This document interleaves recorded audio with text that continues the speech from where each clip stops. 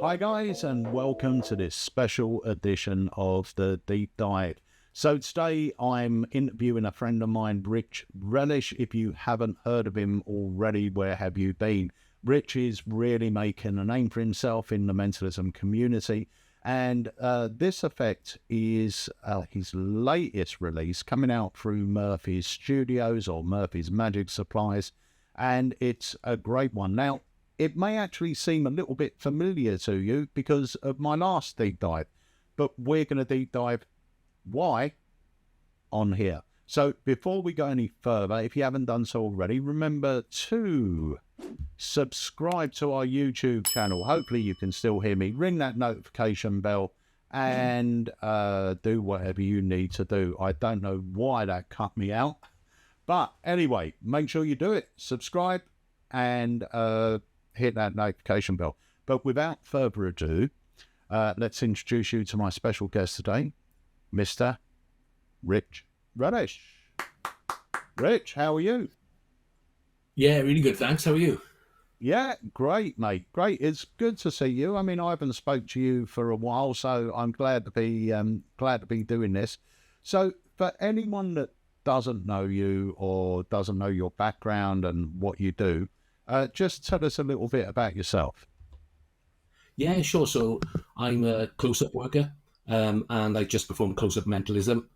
Normally, sort of friends and family, obviously, but professionally, that'll be to weddings and at sort of some corporate events and cocktail bars, things like that.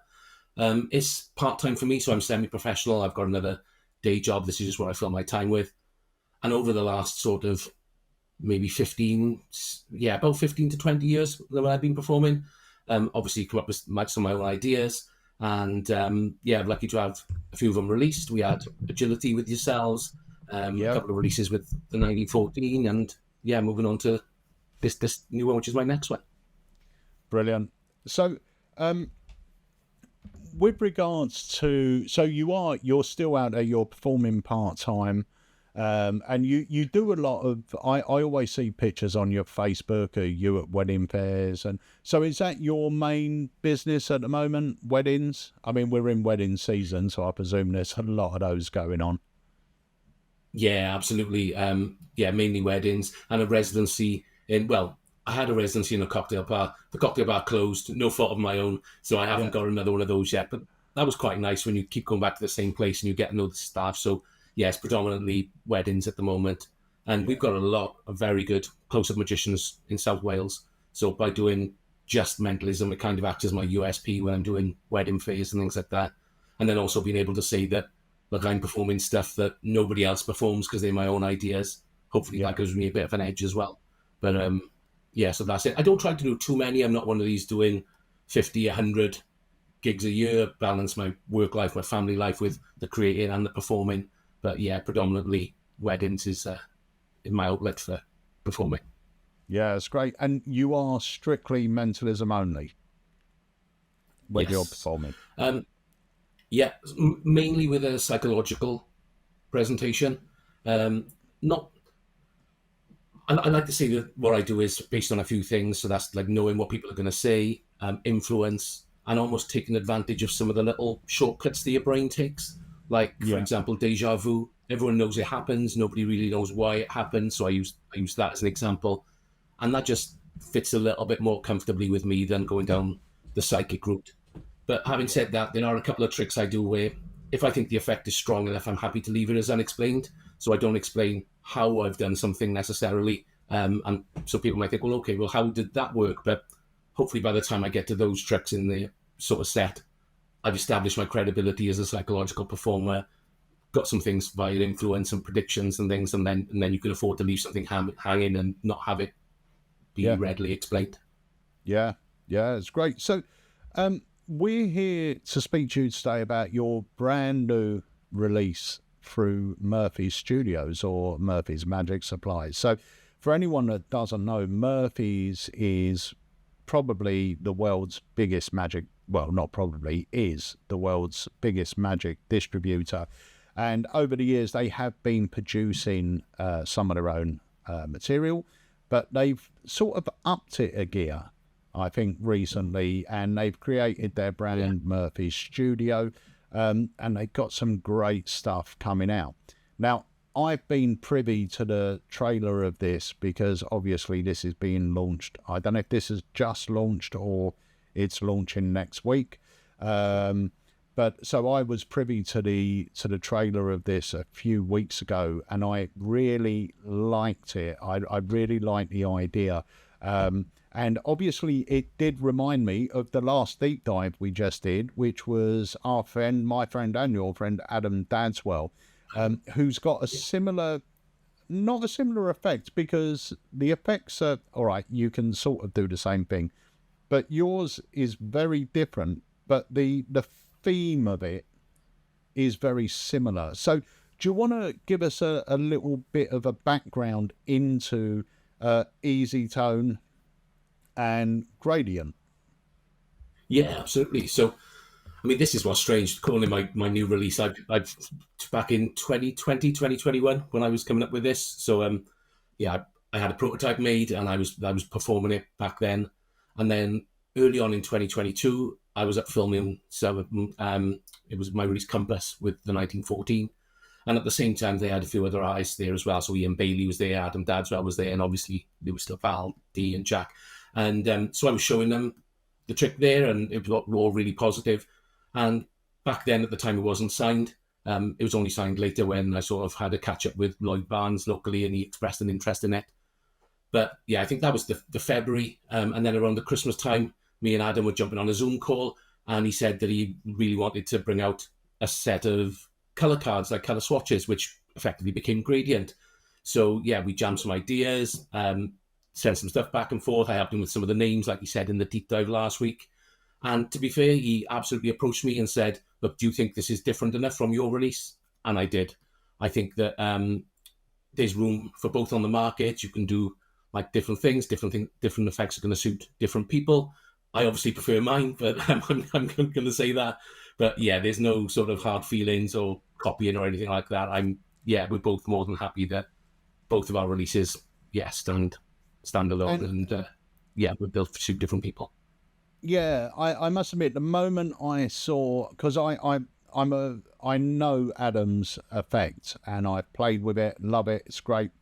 The moment I saw your trailer, it's completely different. I mean, apart from the theme of using color swatches, the look of it, the feel of it, it's just completely different. And you got on our good friend Craig Petty, which probably means there's a 50-hour tutorial and 6 million different effects you can do with it, or something like that. Yeah. So I think he saw the project, really liked it, and asked to get on board. And I mean, why would I say no? Because I know how creative, how powerful he is as a creator. So I mean, it wasn't just the routines that he added to the project. He also sort of helped everything go smoothly as well, and it sort of pushed me to get as much out of the product as I could. And so it really is what it is because of Craig's help. I absolutely take my hat off to him for that. And then I think when we counted them last, I think so apart from the basic reveals you can do, I think there's 9 or 10 fully fledged reveals, and I think Craig has got more on there than me. And because my project is really frustrating, but it's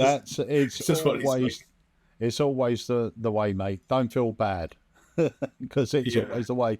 And one thing that, I mean, I totally agree with what you just said, and that is Craig really does encourage you to get everything out of the product. And I think you will agree with this, being a creator, is usually when we create effects, we've got an idea in mind of what the effect is we want to create, and we create that effect. And sometimes it's hard to think outside of what your idea was. My idea is to have some color palette cards, and I want it to achieve this. You get to that point, you go, great, it's done it, and you don't really think outside that box. And the great thing about having someone like Craig or any knowledgeable creator walk in is they can look at your product, but they haven't got your sort of full direction. They will go, okay, what could I do with this deck? And they're now looking at way outside of what your aim was. So it's always worth, if you're creating something or being a creator, to show it to a few people you trust, being one, and that are creative, because they're no doubt going to see value in your effect that maybe you haven't seen, or values or routines or handlings. And the other good thing that Craig tends to do is he tends to be able to create a whole act out of one deck, whereas, you know, you might go out and go, okay, this is the routine that I created it for, this is what I do with it. He'll just go and do 5 routines with it, and before you know it, he's done 20 minutes. Yeah. The other way he helped me massively as well is, I mean, it's between the routines and the explanations, because the explanations, there's quite a lot to explain. It's difficult to do, but you can do lots of different things. Yeah. So Craig very kindly sat in on the explanations as well, because he's put so many things on the market that he's very good at organising that. I mean, if you had to sit me down with this project and say, right, there you go, teach everybody everything, go, and try and get that into a product, into a download that's going to make sense to people, it follows a sort of a sensible path, etc., I don't think I'd be able to do that. So having Craig on board, just being able to structure that process as well, I think you can't overlook that's absolutely a skill which you only get through doing more and more releases.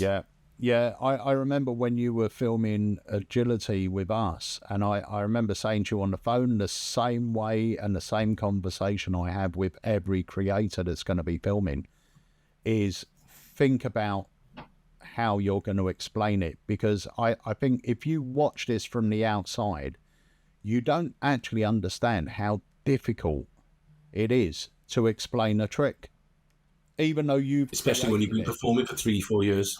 Yeah, you've created it, and you would think, and most people do, they go, oh yeah, it's fine, I know, I'll walk in there and create it. It isn't that easy. To the explanations, in my mind, is most probably the hardest part of a project, and getting a good explanation down.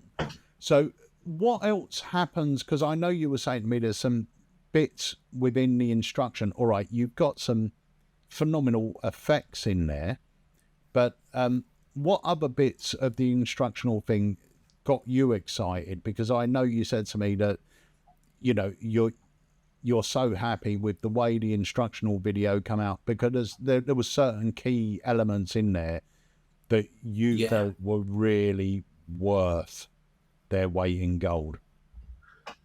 Yeah, what I think is important is something that is sometimes overlooked as a mentalist is, somebody picks a card, for example, you tell them what it is. There's no process, there's no perceived power, or like, how are you garnering that information? And so that's often overlooked. It's like somebody will teach you how to do a peek without teaching you necessarily how to do the process before even the reveal. Yeah. And so this is all based around colours, like we've implied. And so we probably got, I think there was 6 or 7 different approaches that we use that I use to reveal a colour. So to give you a little example, one of my favourite ones is you ask the participant to imagine that they're in a completely dark room. So everything, they can't see anything at all. Their hands next to the wall and their fingers on a light switch. And I'm going to count backwards from 3. And when I say go, you're going to switch the light switch on, and the colour that you're thinking is going to illuminate that room so bright that it's even going to make your eyes hurt. And so you look at them in the eye and you say 3, 2, 1, click the fingers.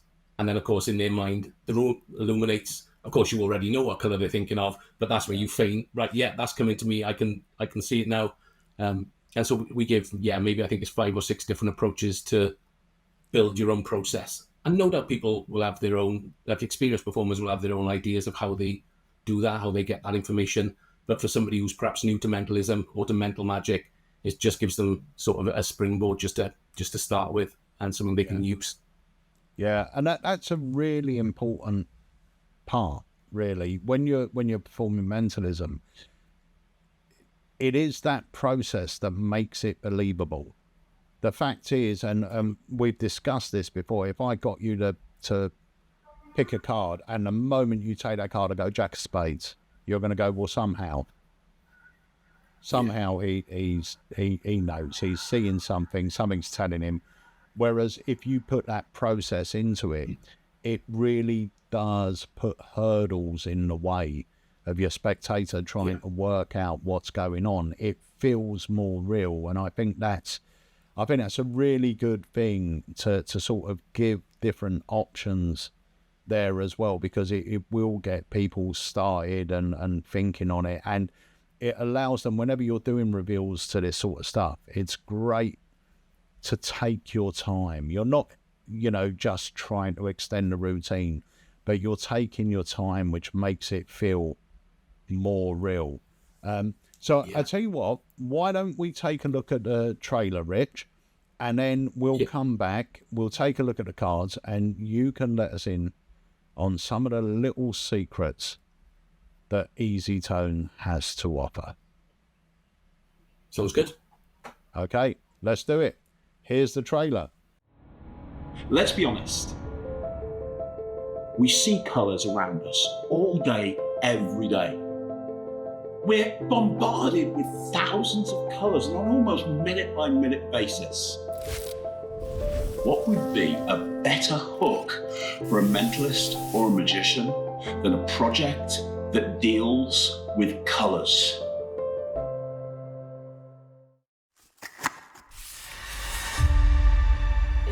There's one card in here you'll be thinking of. No way! The Easytones deck is basically a deck of colour samples, but inside this deck there is built hundreds of diabolical secrets. Imagine that you show them that all of the colours are different, hundreds of colours. With no force, they think of any colour. And with no memorisation at all, no fishing, you're immediately able to tell them the exact colour that they're thinking of. Illuminate? You know the colour Illuminate? What we have here is an incredible tool, an incredible device by world-renowned mentalist Rich Relish. People relate to colours, especially when you're performing mentalism. So they have colours they feel strongly positive, strongly negative about. There's just so much more you can get out of it rather than revealing an Ace of Spades or a Queen of Hearts. So we've got two cards in two different positions in the deck that were chosen in two different ways. So that one was there, and this one was shared. Now the reason I asked earlier on about the person with the more fiery temperament is, see, this is stopped on a card called Hot Tones, whereas the person with the calmer temperament is stopped on one called Cheerful, a bit more of a sunny disposition. Definitely. And the card that I gave you, which we never turned over, actually says Hot Tones on it. And your card, which you initialed, was the Cheerful card. So people think maybe they're all cheerful and hot tones, but they're not. But you see, even though they all look different like this, you see, if you'd have said any other number, if you'd have said stop at any other time, this wouldn't work, because all of these cards are all the almost modern cards.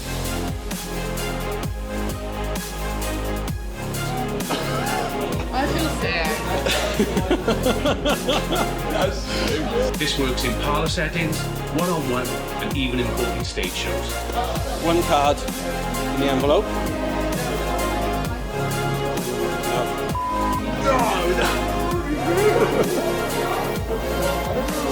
What? And then you said 32, that's the card right there. If you'd have gone for one number less, it would have been Violet Sunset. That was not what you thought of, was it? Don't tell me what it is, just tell me if I'm right. Have a look.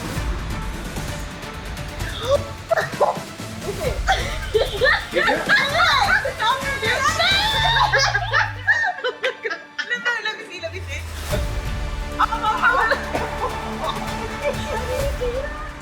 The markings are very easy to read, using the letters on the back design to mark the front. It's brand new. I've never seen something like this done before. I don't understand. What? I don't understand.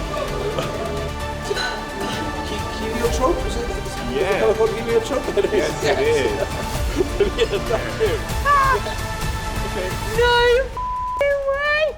So I've been performing as a close-up mentalist for almost 15 years now, and this is the trick that I perform at every single table. What the? No, The reaction it gets are just different to things like playing cards. People associate colours with emotions, feelings, memories. So which of the three of you would you consider to be the most hot-headed? Me? It just works on a deeper level with them. Whereas the most cheerful person would end up to a card called cheerful. I'm still trying to work on it first. Has he done that?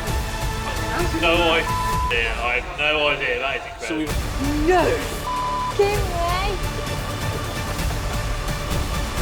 My name is Rich Relish, and this is Easytones.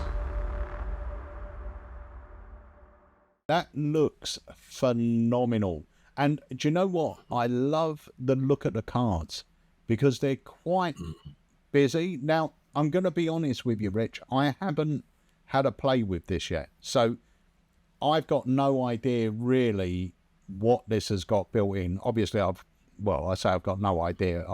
There's a couple of things that I presume it has, but I know it's got a lot more. But I love... so I'm going to have a couple of questions for you as well, which I hope you're going to be able to answer. So the first thing that struck me with the trailer, which I really liked, is every single card seems to have multiple colours on it. Yes. So how I introduce the prop is when people first see it, and I mean this is cards here. When people first see them, they think it looks like the old Dulux paint charts. Yeah. But what I explain is that's not what this is. It looks a bit like it, but this is actually for graphic designers, because not only does it show them what colours work well together, because we live in a digital age, the colour on a screen when you're designing something might not match the colour when it's printed out.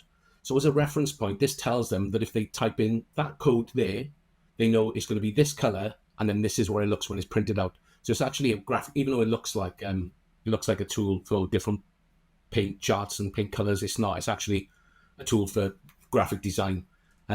So that's sort of the spiel that I use to introduce it. I like leading people down the garden path of saying, "Oh, have you all seen those paint charts? Yeah. Well, look at these. This isn't one of those." And you're like, "Oh, right, okay." I think rather than just going into the explanation as to what it is, that's the process. That's the explanation I use. But if you're a bit pressed for time, you can absolutely say that they are paint swatches or they're different color swatches and not go into a bit more of the explanation. But so that's the explanation that I use. And so the deck that I've got here does look a bit different to the one. I mean, you can see it's a bit beaten up where I've been using this one. But so the deck will come as a regular deck in a deck box. But what I've done just to make it look a little bit, and we go through all this on the download, but look a little bit different from a regular deck of cards, is these are all punched with a hole punch, a corner hole punch from Hobbycraft, which I tried doing it manually with a hole punch, and that doesn't work. You need a corner punch. And then these little rings from Amazon, which are quick release key ring. And it just means that it separates it a little bit from looking like a regular deck of cards. They can hang quite nicely. It keeps them all in stack nice and easily for you. And I think it just looks a little bit interesting as a prop. And you can also spread them quite nicely. It looks more like a swatch when it's on the ring. Yeah, exactly. I think when you go to all different types of shops, like carpet shops, everything, like these big metal rings with the different colours and everything, they have them on there. And so this is how I present it. Craig, when he doesn't, Craig just performs them with a regular deck. He prefers it like that. The ring does mean that they don't fit in the box that's provided, but we also provide some cover cards, so like this, but can fit on the front, so it makes it just hide everything a little bit differently as well. But yeah, I like just giving people that sort of option. So that's just like a little introduction into the deck itself and how I use it. There are 40 cards in the deck. There are some extras that come along. So I think it is up to a full pack of 50. There are some reveal cards, some words, some pictures, some extras there. But yeah, the main stack is 40 cards, and as you can see, they're all different color schemes. They all look completely different. It was a lot of fun designing those, and I will. Yeah, do you know what? I'll go into some methods. So, essentially, what we've got is a 50-50 deck. So by that, what I mean is that the two halves of the deck do two different things. The one half of the deck is a marked, stacked set of cards. And even though there are 4 colours on each one, you direct them to the longest colour, and they're in an alphabetical stack. So there's loads of different ways you can direct them to the longest colour, which we go through on the project. But anybody who's performed sort of Mother Road Book tests or anything like that, you can do that relatively easily. And yeah, so these are all marked alphabetical. So they start with, so we've got, so it's like amethyst, burgundy, camouflage, driftwood, Egyptian. So all of the long cards go A to T. Yeah, that's right, because it's 20. So we've got those there. Nice. And then the other half of the deck, and this is my favorite part, because even though they all look absolutely different, they've all got exactly the same information on them. Oh, nice. So we've called the cards, I say I can take credit, I called the cards almost modern, because what I found is that doesn't really relate to a particular colour scheme. Like if it was called wintry reds and there was one with blues on it, that's not going to work. Yeah.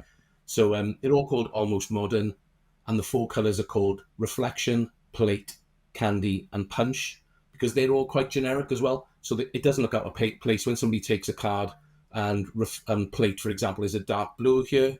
That doesn't seem any different to plate being a light green here. They're all sort of generic enough to make sense. So what this means is, in its basic form, you ask them to pick a card and you know what the name is. It's going to be almost modern. You direct them to the longest colour. You know that's going to be reflection. I'll go into it. So the backs are designed this way as well, so that they're one way. Obviously, they're either way up. Yeah. So if you say to somebody, right, hold a card whichever way up you want, and look at the top colour. So if E is at the top, we know it's going to be reflection, and if S is at the top, we know it's going to be candy. But there's even a way of getting to, when they've got one of these force cards, using the code that's on there, there's a way of them thinking of any card, and just with one question, you're able to tell exactly what colour they're thinking from there. Wow. And we've also built in even the codes themselves. So some of the numbers on the force cards add up to a particular number, the non-force cards add up to a particular number. Michael Murray's been really kind enough to let me explain his universal forcing technique, so you can use those numbers to force anything you want with those. And the real sort of exciting thing is using both half of the deck together. So my favourite walk-around routine is I'll have a prediction envelope, which will say you will think of reflection. Somebody takes a card from the force bank. Somebody takes a card from the long word. You cut and read the markings, you know what long word they're thinking of. So the long word is revealed as mind reading. The other person, you know they're thinking of reflection. So the envelope's been on display since beginning, and they pull the card up, it's reflection. So, and that's instant reset. So for walk around, for me, that's where I do maybe 75-80% of the time. So yeah, direct mind reading with one person, a prediction with another, an interesting prop, and a hook, and it's all wrapped up. Yeah, instant reset, ready to go again. That's really powerful, really powerful. And for anyone that knows, the routine you just explained is pretty similar anyway. I was going to say Andy Nyman's Warlock, which is a phenomenal effect, would work perfectly with that, or his Charades effect. That sort of thing would work really well. So I really like, I had no idea about the second pack. It's very clever, the fact that, and I love that sort of thinking where you can be really open with it and you can spread it. All the colours look different. And that threw me when I watched the trailer. I must admit that did throw me, because I was thinking, well, is he memorising every colour? That's 4 colours per card, 40 cards. That's 160 colours. I'm thinking, oh my God. But the fact that, and I love this sort of thing, and I've done it before where certain things are called the same and it doesn't look out of place. That's very, very clever thinking. Right, a question a lot of people are going to be asking: how much memory work? There are routines with no memory work. There are some which just use the force bank, and this one uses the force bank and the one ahead principle, so you're getting multiple reveals with no memory work. There'll be 20 words to remember. We've made them I keep saying we, it's me. I've chosen words which are a little bit unusual to hopefully make them easier to remember. So like I said, amethyst, burgundy, camouflage, driftwood, Egyptian firework. So once you've got those 20 words down, that's easy. But until then, there are crib cards included. So there's a card that looks exactly like this with 4 different colours on it. And it's got the crib printed down there. So that can be in the deck for some routines or can be in a wallet for other routines. The words are also cribbed on the box, where it gives you sort of the first half or 3/4 of the word, and the words are so unusual that you can get it straight from there. So you can straight out of the box. You can put down, honey said, put the DVD in. Then show my age. You can watch the download, and there are routines you could perform straight away. But for others, once you've learned the words, it's really easy. And because they're an alphabetical stack, each time, I mean, you've cut the deck, you look at the face, and the long colour is springtime. So you know theirs is going to start with a T, which is going to be turquoise. So you're even prompted as to what the starting letter of those cards are as well. It's very often you need to read a mark in and remember the word in isolation. You've always got like the first letter to go from and a number of cribs if you need them as well. Yeah. And, I know a lot of people are scared of putting in the time to memory, but it doesn't take that long. Because it's in an alphabetical stack, you're not just memorizing. What did you say there was? 20. 20, yeah. 20. So you're not just memorizing random things. You've got a prompt, which is the alphabet. Now, when it comes to things like, I haven't got a good memory. I really haven't. But when it comes to things like memorizing, let's say, the mother of all book tests, I would say I had that 95% down within half an hour. It was All About Eve was my first attempt. Yeah. All About Eve was, I was like, right, I'm going to, and I think that's probably around the same number of words. And and I'm sure I could relay them now. Yeah, and All About Eve is most probably harder because the words aren't, you have got words like everything, which even though, so I would say it's harder to memorize something like All About Eve than it is for something like this and the mother of all book tests. And I find when you memorize stuff, especially for me, there'll be one or two that I get caught up. Trip you up. I'll get the rest will be there, and there'll be one or two that trip me up. But I know that now, and eventually it comes to you. But all I do is, as I'm explaining what it is, I go through and find the ones I know are going to trip me up. And so I read them out. If there's one that keeps you tripping you up all the time, you can just take that card out. Yeah. Normally, but if you can never get it and you know that you're going to jump from P to R, then you could even try that. But yeah, it's 20 words. Yeah, and it's like I said, a lot of people are scared of memory. It seems like a scary thing, but when you're memorizing something like this, honestly, it isn't that hard. And the way I usually do it, I'm not sure if it's the same way. I mean, I do it with Jenny. When we're sitting there watching TV, I'll be memorizing it, running it through in my head, and I'll just be cutting the deck, and then looking at this one, guessing what that one is. And then I will run through the deck, and then eventually I'll just get Jenny to call out letters, just randomly calling out letters. I've even used a flashcards app. I've used a flashcards app, so you can get them on your phone, just a generic one that was free. And so normally it's for like revision. So use the question, use the answer. So the one side will just be the letter F, and on the other side will tell you what it is. And some of them you can see go in order, go in a random order, and it all works. Yeah, that's brilliant. I'm really looking forward to playing with these. I love the ideas you've put into them. I love the half and half deck, because that kills when that's used correctly. That sort of principle, it's the methods cancel each other out a lot of the time. Yeah. And we've put very good. There's close-up routines. There's some to be done in the more of a parlor setting, even some stage ideas like a tossed-up deck.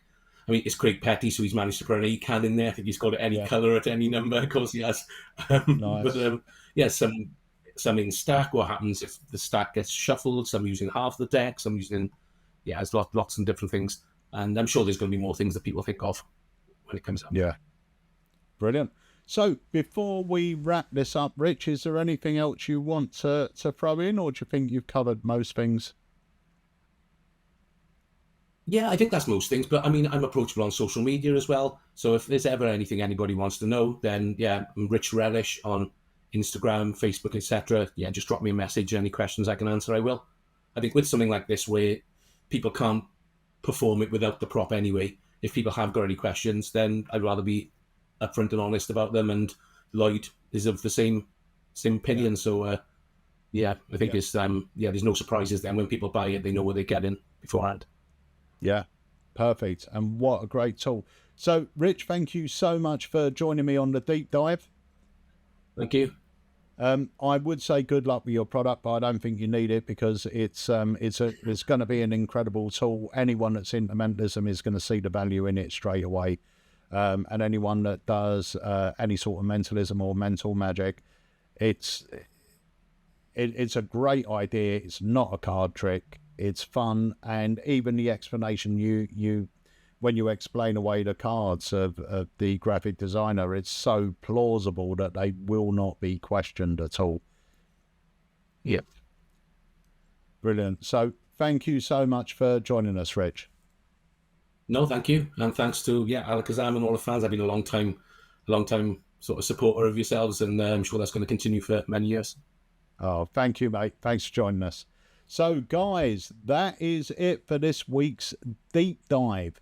If you haven't checked it out already, go over to the website and pick yourself up an Easytone by Rich Relish. He's put a lot of thought into this. It's such a clever deck of cards. It's not a one-trick pony. It is a utility. And me, as a mentalist, I love having things like this in my case, because there's so much you can actually do with it. It is a tool that you'll get a lot of use out of.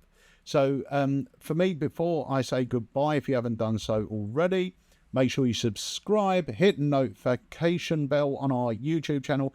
That way you will be notified every time we put a video up, and we put new content up every single day. So until the next deep dive, I'm Peter Nardi. Have yourself a great week. See you soon.